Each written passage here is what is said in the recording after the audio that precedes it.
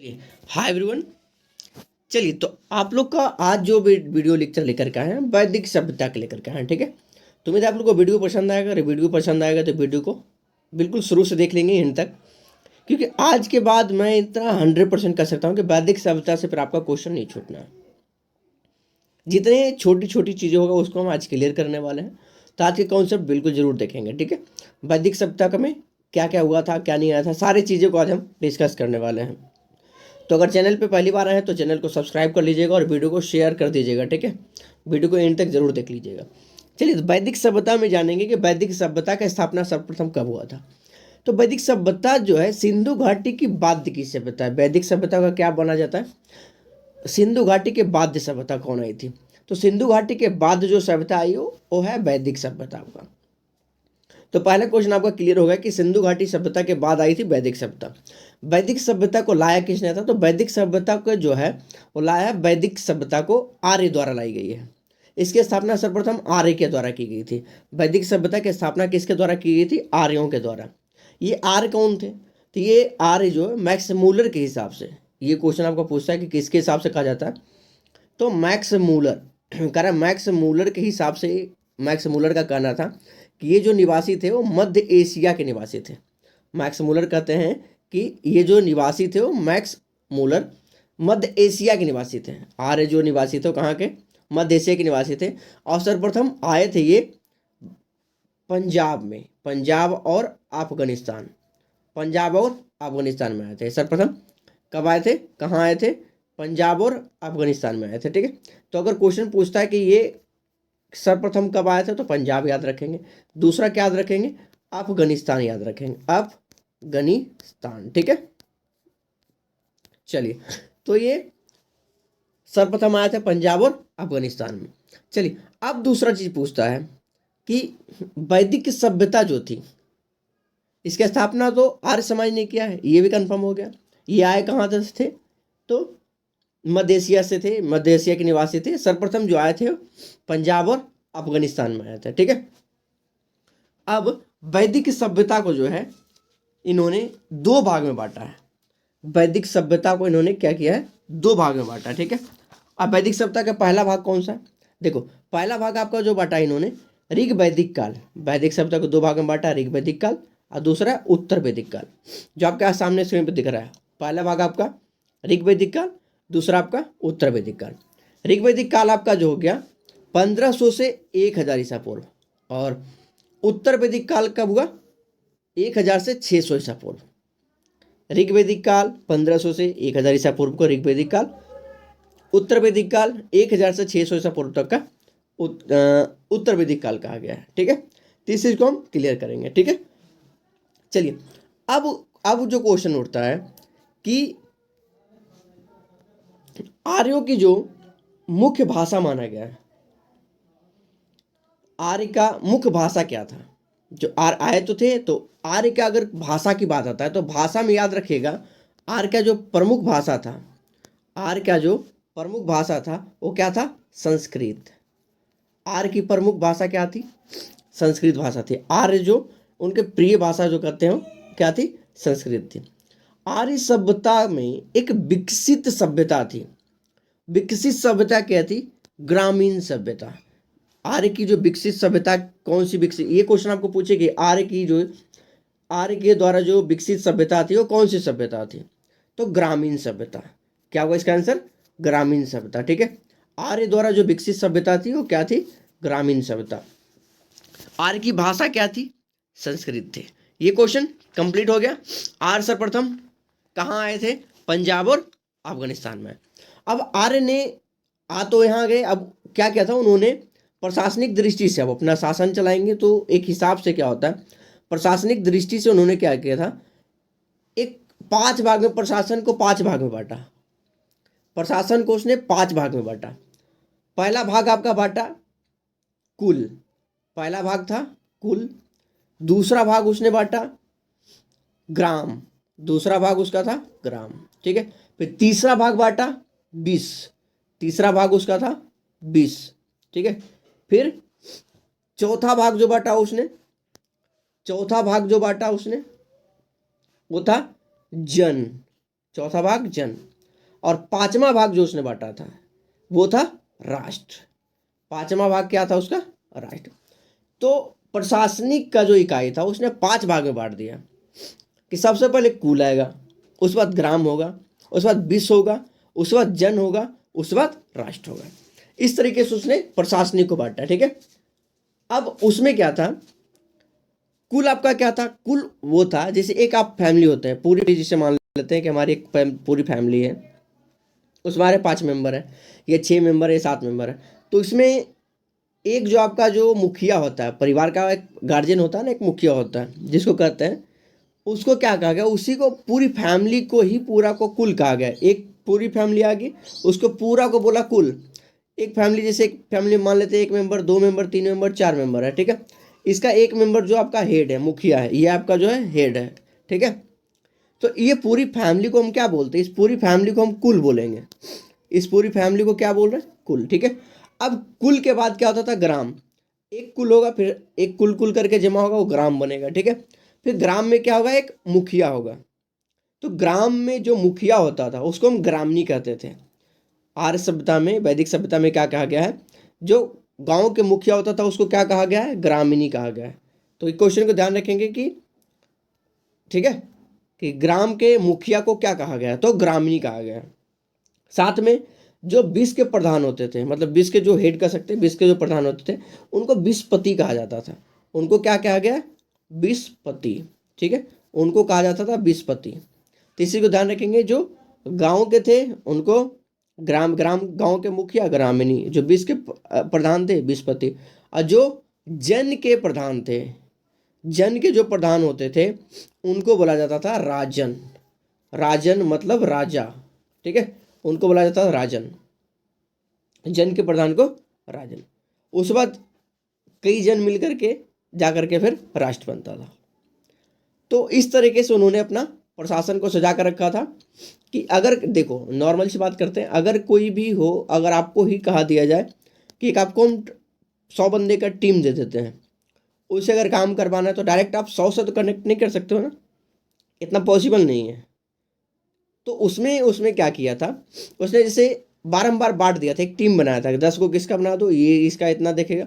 वैसे इसने क्या किया था, कुल बनाया, कुल के बाद फिर से ग्राम बनाया, ग्राम के बाद 20 बनाया, 20 करके बाद जन बनाया, फिर राष्ट्र बनाया, ताकि धीरे धीरे धीरे कंटिन्यूस उसका काम होता चला जाएगा। ठीक है, तो ये तरीका था। ठीक है, तो इसमें काफ़ी इंपॉर्टेंट पॉइंट अपना ये है। ठीक है, अब इसमें एक चीज़ और आता है कि उसमें प्रशासन में एक वर्ड आता है और वैदिक सभ्यता में, कि उग्र क्या था। तो उग्र जो था, जो कोई अपराध करते थे, जो अपराध होते थे, अपराधी जो होते थे, उनको हम उग्र बोलते थे वहाँ।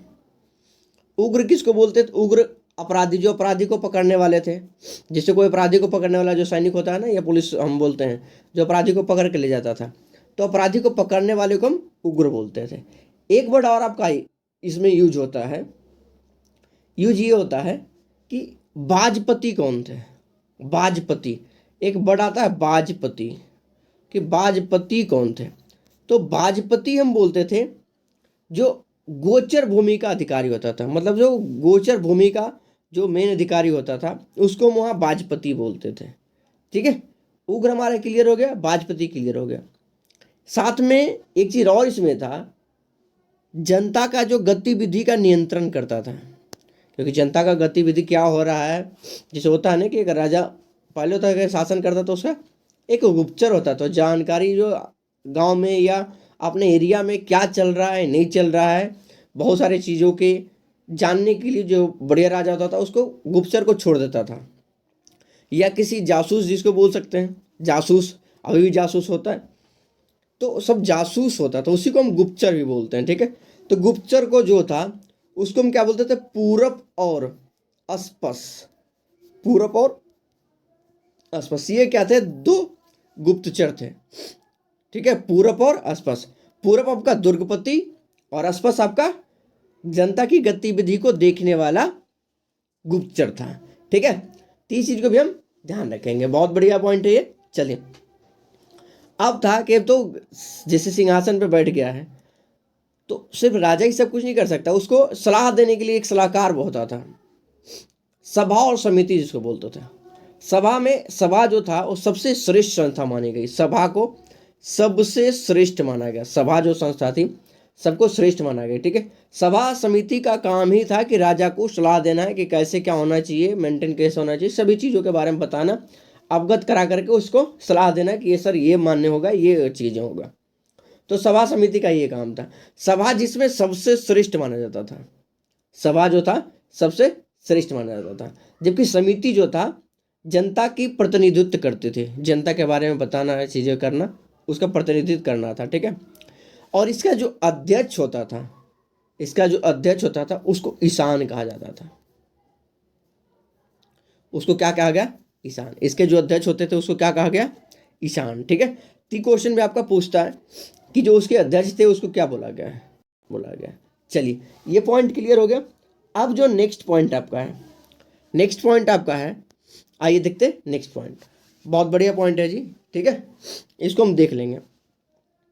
करा अगर कोई युद्ध हुआ या कुछ भी हुआ या कहीं किसी देश से लड़ाई झगड़ा हुआ है, कुछ भी होता, तो उसका जो नेतृत्व करेगा वो कौन करेगा? वैदिक सभ्यता में तो उसका नेतृत्व करेगा राजा। जो राजा होगा उसका नेतृत्व कौन करेगा? वो राजा ही नेतृत्व करेगा। अगर कोई कबीले का लड़ाई हुआ या कुछ भी हुआ, उसका जो नेतृत्व करेगा वो राजा करेगा, और उसी के सारे दिशा पे जो है सारे सैनिक जो भी होंगे उसके चलेंगे। एक वर्ड और आता है इसमें आपका कि गोष्ठी क्या है? गविष्टि, गविष्टि, ठीक है। तो गविष्टि का जो अर्थ होता है गायों का खोज। गविष्टि का अर्थ क्या होता है? गायों का खोज, ठीक है। गविष्टि का अर्थ क्या होता है? गायों का खोज। ये ध्यान रखिएगा कि गविष्टि का क्या अर्थ होता है। तो गायों का खोज, ये आपका क्वेश्चन पूछा है और पूछने की संभावना 100% होता है कि पूछ लेता है। साथ में एक क्वेश्चन और आपको मिलता है। क्वेश्चन ये मिलता है कि दशराग युद्ध का उल्लेख ऋग्वेद के कौन से मंडल में? तो 7वां मंडल में। दशराग युद्ध का उल्लेख अगर पूछता है कि दशराग युद्ध का जो उल्लेख है ऋग्वेद के किस मंडल में, तो इसका आंसर क्या हो जाएगा? 7वें मंडल में। ऋग्वेद के कौन से मंडल में? 7वें मंडल में। दशराग युद्ध हुआ कहाँ था? तो रावी नदी, रावी नदी को हुआ, जिसको हम प्राचीन नाम क्या था? पुरुषनी, पुरुषनी बोलते थे, अब आधुनिक नाम उसका रावी नदी हो गया।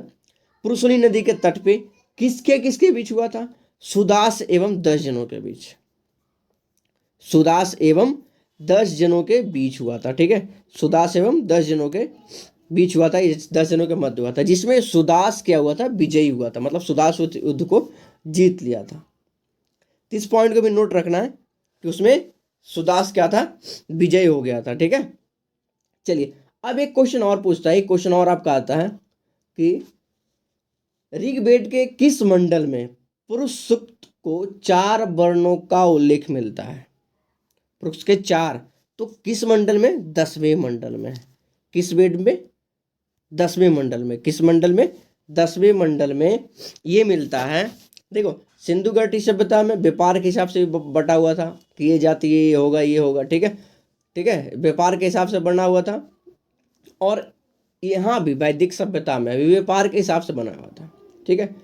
साथ में ऋग्वेदिक में ये भी कहा गया है कि ब्राह्मण जो थे, ब्राह्मण, क्षत्रिय, वैश्य और 4 इस टाइप से बटा हुआ, ठीक है। 4 वर्णों में विभक्त था। ऋग्वेद में कहा गया कि जो है 4 वर्णों में विभक्त था। टोटल समाज के अनुसार से, समाज के हिसाब से 4 वर्ण में विभक्त था। ब्राह्मण, वैश्य, क्षत्रिय, शूद्र, 4 विभक्त में। ब्राह्मण को बोला गया कि परम मुख से उनका ब्राह्मण का जन्म था, क्षत्रिय का भुजा से था, और वैश्य का जांग से था, और शूद्र का जो था पैर से था। ये ऋग्वेद के 10वें मंडल के पुरुष सूक्त में चतुर्वर्ण का उल्लेख मिलता है, ठीक है, जिसमें आपका ये कहा गया है। तो यहाँ आपका भी व्यवसाय के हिसाब से बटा हुआ था, ठीक है। लेकिन जैसे अब उत्तर वैदिक काल अगर पहुँचेंगे तो वहाँ क्या है कि फिर जन्म के अनुसार हो जाता है। तो उत्तर वैदिक काल से क्या होता है कि फिर जन्म के अनुसार से आने लगता है कि ब्राह्मण में अगर जन्म लिया है तो ब्राह्मण हो गया, क्षत्रिय में जन्म लिया तो क्षत्रिय हो गया। फिर उत्तर वैदिक काल से कंटिन्यू ये रफ्तार चलने लगता है, ठीक है। तो इस चीज़ को भी ध्यान रखें। साथ में एक चीज और ध्यान रखेंगे, वैदिक सभ्यता जो थी पितृ प्रधान था। वैदिक सभ्यता क्या था? पितृ प्रधान, पितृ प्रधान। लेकिन वही सिंधु घाटी सभ्यता जो था क्या था? मातृ प्रधान। पितृ प्रधान मतलब पिता के आदेश से, मतलब जो मुखिया होता था घर का वो पिता ही होता था, ठीक है। और सिंधु घाटी सभ्यता में क्या था? मातृ सत्तात्मक समाज था। वहाँ माता का सब कुछ, मात्र माता ही जो भी होती थी सब कुछ उसके हिसाब से होता था। लेकिन वैदिक सभ्यता में क्या होगा? पितृ प्रधान होगा, पिता के आगे जो भी होता था साथ, ठीक है। और अगर एक फैमिली जैसे कोई पिता है, एक मुखिया है, तो मुखिया को ही कुलप कहा गया। ये चीज़ भी ध्यान रखेंगे कि अगर जैसे कोई फैमिली का है, एक मुखिया हो गया, तो मुखिया को क्या कहा जाता था? तो मुखिया को कुलप कहा जाता था, कुलप। वैदिक सभ्यता में क्या कहा गया? कुलप। कुलप एक बार देख लेते हैं, कुलप, ठीक है। क्या कहा गया? कुलप, ठीक है। साथ में एक चीज़ और वैदिक सभ्यता में ये है, बाल विवाह या पर्दा प्रथा का कोई नहीं था कि बाल विवाह हो या पर्दा प्रथा, ऐसा कोई नहीं था कि बाल विवाह क्योंकि बहुत सारे सभ्यता में बाल विवाह हो जाता था, लेकिन नहीं। तो वैदिक सभ्यता इसका कहीं इसका उल्लेख नहीं मिलता कि बाल विवाह या पर्दा प्रथा का भी प्रचलन था, नहीं, ऐसा कुछ नहीं था, ठीक है। साथ में पढ़ने लिखने की भी महिलाओं की सुविधा थी, पढ़ने लिखने का भी साक्ष्य मिलता है कि पढ़ती लिखती भी थी महिला थी वैदिक सभ्यता में, ठीक है। ऐसा इन्हीं के रोग था कि साथ में जो अगर किसी जैसे कि कोई अगर लड़की शादी की हो, बाद में उसका पति अगर मर गया हो, तो अपने भाई के छोटे भाई से शादी कर सकता था, मतलब देवर से वो शादी कर सकती थी, इतना भी अलाउ था वैदिक सभ्यता में। साथ में एक क्वेश्चन और इसमें आता है कि जो महिला अविवाहित रह जाती थी, जो महिला मतलब शादी करती नहीं थी, तो उसे क्या कहा जाता है वैदिक सभ्यता में? तो उसे कहा गया है अमाजू। उसे क्या कहा गया है? अमाजू। मोस्ट इंपोर्टेंट क्वेश्चन है जी, उसे क्या कहा गया है? तो उसे अमाजू कहा गया है। जो महिलाएं विवाह नहीं करती थी उसे क्या कहा गया जाता था वैदिक सभ्यता में? तो अमाजू कहा गया है। इसको हम पॉइंट को याद रखेंगे। साथ में वैदिक सभ्यता में जो सबसे प्रिय देवता माना गया है वो इंद्र थे। वैदिक सभ्यता के सबसे प्रिय देवता कौन थे? सबसे प्रिय देवता कौन थे? इंद्र। वैदिक सभ्यता में जो प्रिय देवता थे वो कौन थे? इंद्र। और सबसे प्रिय पशु कौन था? तो सबसे प्रिय पशु था घोड़ा।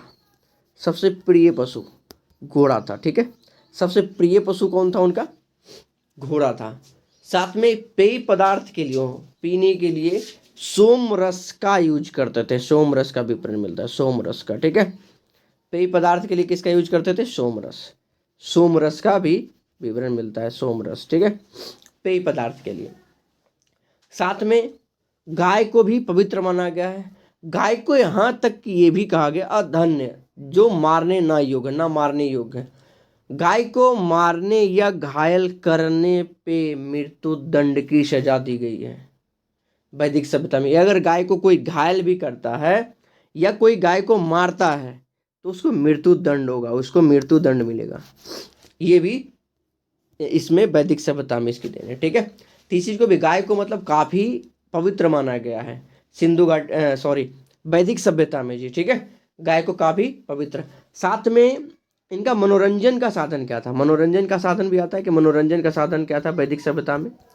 तो वैदिक सभ्यता में जो मनोरंजन का साधन था वो था संगीत।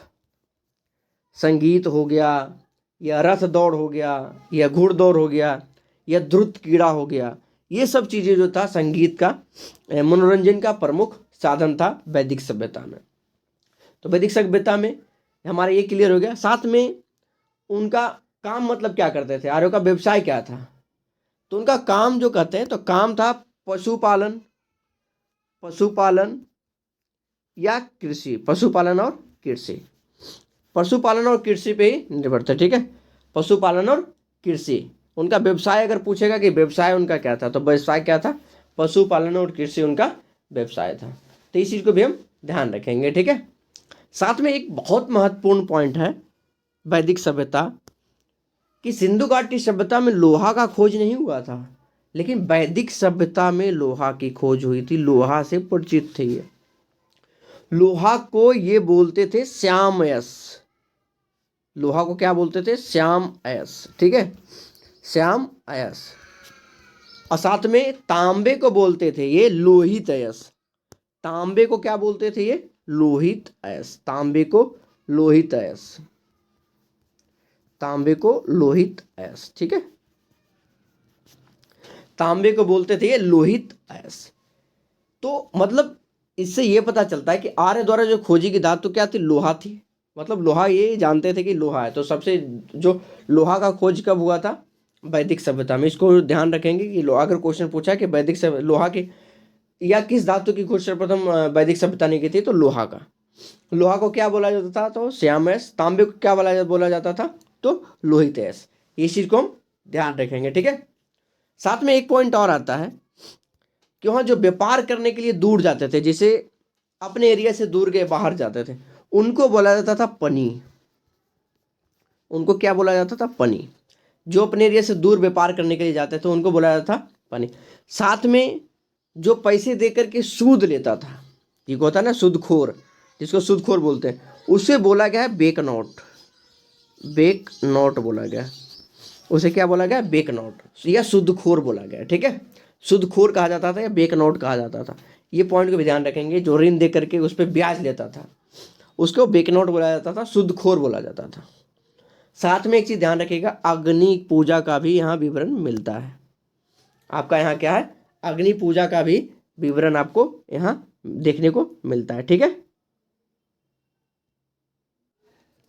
तो इस पॉइंट को भी ध्यान रखेंगे कि अग्नि पूजा का भी साक्ष्य जो है आपका वैदिक सभ्यता से मिलता है, ठीक है। अग्नि पूजा का, अग्नि पूजा को क्यों था कि मनुष्य एवं देवता के बीच जो था मध्यस्थ की भूमिका निभाने वाले देवता के रूप में किया जाता था, कि मनुष्य और देवता के बीच ये जो है मध्यस्थ निभाते थे, ठीक है। तो इसलिए अग्नि का पूजा भी आपको यहाँ मिलता है, अग्नि की पूजा का, ठीक है। तो इस पॉइंट को भी हम याद रखेंगे। साथ में एक चीज बहुत बढ़िया क्वेश्चन आपका है कि नदियों में सबसे पवित्र वैदिक सभ्यता में किसे मानी गई, तो सरस्वती नदी को। किसे मानी गई, सरस्वती नदी को नदियों में सबसे महत्वपूर्ण पवित्र नदी मानी गई। सबसे वैदिक सभ्यता की सबसे पवित्र नदी कौन सी थी, सरस्वती नदी थी। ये क्वेश्चन बिल्कुल हिट वाला क्वेश्चन है जी, बिल्कुल इसको याद कर लेंगे, ठीक है। साथ में ऋग्वेद में आपका गंगा नदी का उल्लेख जो है कितने बार मिलता है, तो गंगा नदी का उल्लेख सिर्फ एक बार मिलता है। ऋग्वेद में गंगा नदी का उल्लेख कितने बार मिलता है, एक बार मिलता है। यमुना का कितने बार मिलता है, तो यमुना का 3 बार मिलता है। यमुना के कितने बार मिलता है, 3 बार मिलता है। यही आपको पूछे गंगा 1 बार, यमुना 3 बार, लेकिन सिंधु नदी के, तो सिंधु नदी के बहुत बार उल्लेख है। सिंधु नदी का उल्लेख बहुत बार है, एक बार से बहुत ज़्यादा है, ठीक है। तो इस चीज़ को ध्यान रखें, पवित्र नदी आपका सरस्वती हो गई, ठीक है। गंगा नदी का उल्लेख ऋग्वेद में 1 बार, यमुना का उल्लेख 3 बार, सिंधु नदी का काफी बार हो चुका है। साथ में एक क्वेश्चन आता है उत्तर वैदिक काल में जो थे, अब आते हैं ऋग्वेदिक काल के बाद उत्तर वैदिक काल। तो उत्तर वैदिक काल में जो थे इंद्र, इधर तो आपका इंद्र वैदिक सभ्यता में सबसे जो महत्वपूर्ण देवता माने गए हैं, प्रिय देवता इंद्र माने गए। लेकिन उत्तर वैदिक काल जैसे आया तो प्रजापति सर्वाधिक प्रिय हो गए थे। प्रजापति जो थे सर्वाधिक प्रिय देवता हो गए थे, ठीक है। प्रजापति जो है सर्वाधिक क्या हो गए थे, प्रिय देवता हो गए उत्तर वैदिक काल से। साथ में उत्तर वैदिक काल में जो भी राजा बनता था या किसी भी राजा का राजाभिषेक होता था उत्तर वैदिक काल में, ठीक है, उत्तर वैदिक काल में अगर कोई राजा का राजाभिषेक हुआ तो फिर राजसूय यज्ञ होता था। राजसूय यज्ञ आपका फिर होता था, ठीक है। तो राजसूय यज्ञ का अनुष्ठान किया जाता था। जैसे अगर कोई राजा बना तो राजसूय यज्ञ होगा। साथ में उसका जो वर्ण व्यवसाय था उनके जन्म के आधार पर आधारित होगी। जिसे मैंने अभी जस्ट बताया, पीछे बताया था कि उत्तर वैदिक काल में क्या था कि उनका जन्म जो हो गया, तो अगर ब्राह्मण कुल में पहले जन्म हुए, जो हिसाब से जन्म हुए उस जान ब्राह्मण हो गए, क्षत्रिय होंगे तो क्षत्रिय हो जाएंगे। तो इस हिसाब से फिर निर्धारित होने लगा उत्तर वैदिक काल से आपका प्रॉपर। साथ में उत्तर वैदिक काल में हल को जो कहा गया है, हल को आपका सिरा कहा गया है। हल को क्या कहा गया है, सिरा। और रेखा को सीता कहा गया है। रेखा को सीता कहा गया, ठीक है, रेखा को सीता कहा गया। हल को सिरा और रेखा को सीता कहा गया। उत्तर वैदिक काल में जो थे निष्क और शतमान मुद्रा की इकाइयां थी। निष्क और शतमान की मुद्रा की इकाइयां। सबसे महत्वपूर्ण क्वेश्चन आपका ये आता है कि भारत के सभी दर्शनों में सबसे प्राचीन कौन सा था, तो सभी दर्शनों में जो सबसे प्राचीन था वो सांख्य दर्शन था। सांख्य दर्शन जो था वो सबसे प्राचीन दर्शन था। बहुत बढ़िया क्वेश्चन है। सांख्य दर्शन जो था सबसे प्राचीन दर्शन था, सांख्य दर्शन। इस क्वेश्चन को बिल्कुल नोट कर लीजिएगा। साथ में एक क्वेश्चन आपका सत्यमेव जयते कहाँ से लिया गया था? तो सत्यमेव जयते है मुंडकोपनिषद से लिया गया है। सत्यमेव जयते कहाँ से लिया गया? मुंडकोपनिषद, मुंडकोपनिषद, ठीक है, कोपनिषद, मुंडकोपनिषद से लिया गया। सत्यमेव जयते कहाँ से लिया गया? मुंडकोपनिषद किया, मुंडकोपनिषद से किया गया, ठीक है। चलिए, साथ में गायत्री मंत्र का भी उल्लेख मिलता है। तो गायत्री मंत्र किस देवता को संबोधित थे? सावित्री देवता को। किसको? सावित्री, सावित्री देवी को, ठीक है, सावित्री। गायत्री मंत्र जो था किस नाम के देवता को संबोधित है? सावित्री। बहुत बढ़िया। चलिए, नेक्स्ट जो आपका इसका क्वेश्चन आएगा, नेक्स्ट क्वेश्चन जो पूछता है आपका, वो पूछता है कि कौशाम्बी में, उत्तर वैदिक काल में जो थे, कौशाम्बी में प्रथम बार पक्की ईंटों का प्रयोग किया गया था। पक्का ईंट का प्रयोग कहाँ किया गया था? कौशाम्बी में। पक्की ईंट का कौशाम्बी में कब? वैदिक सभ्यता में। कब किया गया था? वैदिक सभ्यता में कौशाम्बी में किया गया था। कौशाम्बी में पहली बार जो है, प्रथम बार पक्की ईंटों का मकान का साक्ष्य मिला है, वहाँ प्रयोग किया गया था। साथ में एक क्वेश्चन और पूछता है कि महाकाव्य कौन कौन से हैं? तो महाभारत और रामायण जो है, महाभारत और रामायण को महाकाव्य कहा गया है, ठीक है। महाकाव्य कौन है? दो आपका है, महाभारत और रामायण। महाभारत का पुराना नाम क्या था? तो जय संहिता। महाभारत का पुराना नाम क्या बोलते हैं? जय संहिता। महाभारत का पुराना नाम क्या था? जय संहिता, जय संहिता। महाभारत का पुराना नाम क्या था? जय संहिता, ठीक है। यह विश्व का सबसे बड़ा महाकाव्य है। जय संहिता विश्व का सबसे बड़ा महाकाव्य है, जिसको महाभारत बोलते हैं। और गोत्र नामक संस्था का जन्म भी उत्तर वैदिक काल में हुआ। गोत्र नामक संस्था का जन्म कब हुआ था? उत्तर वैदिक काल में हुआ, ठीक है। साथ में एक क्वेश्चन इसमें और आपको पूछेगा कि उपनिषद की टोटल संख्या कितनी थी? तो उपनिषद जो टोटल था वो कितना था? 108। उपनिषद 108। महापुराणों की संख्या कितनी थी? 18। महापुराणों की संख्या 18। वेदांगों की संख्या कितनी थी? 6। वेदांग की संख्या कितनी? 6। ये भी आपका पूछता है। साथ में कुछ क्वेश्चन आपका ऐसे पूछेगा, प्रवर्तक का आएगा, इसी से आता है कि चावर्क के प्रवर्तक कौन थे? तो चावर्क थे। योग के प्रवर्तक कौन थे? योग के थे पतंजलि। योग के कौन थे? पतंजलि। साथ में सांख्य के कौन थे? सांख्य के कौन प्रवर्तक थे? तो सांख्य के थे कपिल। सांख्य के कौन प्रवर्तक थे? कपिल। न्याय के कौन थे? न्याय के थे गौतम। न्याय के प्रवर्तक कौन थे? गौतम। न्याय के प्रवर्तक कौन थे? गौतम, ठीक है। साथ में नेक्स्ट जो आपका पूछता है क्वेश्चन कि पूर्व मीमांसा के प्रवर्तक कौन थे? जैमिनी। पूर्व मीमांसा के प्रवर्तक कौन थे? जैमिनी, ठीक है। नेक्स्ट आपका क्वेश्चन पूछता है उत्तर मीमांसा के प्रवर्तक कौन थे? तो बादरायण। उत्तर मीमांसा बादरायण। उत्तर मीमांसा के प्रवर्तक कौन थे? बादरायण, ठीक है, बादरायण। फिर नेक्स्ट पूछता है कि वैशेषिक के कनादिया उल्लूक। तो ये कुछ चीज़ें जो था, जो काफ़ी इंपॉर्टेंट था, जो मैंने कोशिश की आप लोग को शेयर करने के लिए।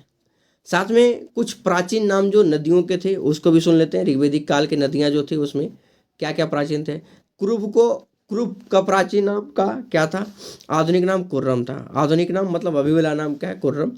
काबुल का कुब्बा। झेलम का प्राचीन नाम क्या था? बितस्ता, ठीक है। चिनाव का प्राचीन नाम क्या था?